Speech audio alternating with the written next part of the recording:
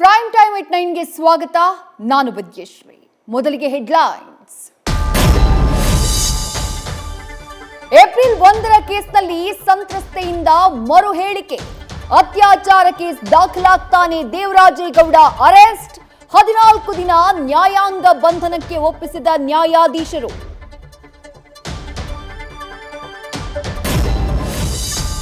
ವಿದೇಶಕ್ಕೆ ಎಸ್ಕೇಪ್ ಆಗಿರುವಂತಹ ಪ್ರಜ್ವಲ್ ಬಗ್ಗೆ ಎಸ್ಐಟಿಗೆ ಮೊದಲ ಅಪ್ಡೇಟ್.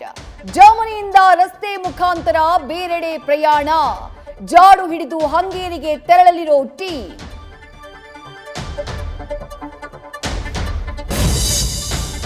ದೇವರಾಜೇಗೌಡ ಬಂಧನದ ಬಳಿಕ ಶುರುವಾಯಿತು ರಾಜಕಾರಣ.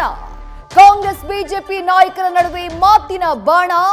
ಡಿಸಿಎಂ ಜೊತೆ ಗುದ್ದಾಡೋಕೆ ಹೋಗಿದ್ದೇ ವಕೀಲನಿಗೆ ಮುಳುವಾಯ್ತಾ?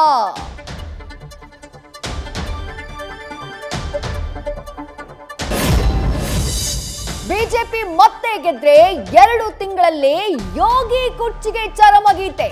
ಬಿಜೆಪಿ 220ರಿಂದ 230 ಸ್ಥಾನಗಳನ್ನಷ್ಟೇ ಪಡೆಯಲಿದೆ ಅಂತ ಬಾಂಬ್.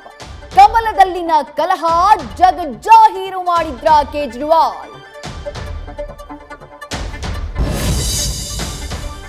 ಪಾಕ್ ಪರ ಧ್ವನಿ ಎತ್ತಿದ ಕೈ ನಾಯಕನ ಮೇಲೆ ಮೋದಿ ವಾಗ್ದಾಳಿ.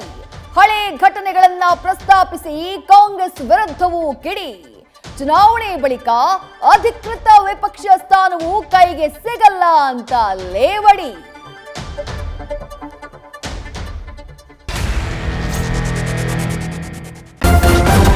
ನ್ಯೂಸ್ ಫಸ್ಟ್ ನಿರ್ಭೀತಿಯಿಂದ ನಿಮ್ಮ ಪರವಾಗಿ.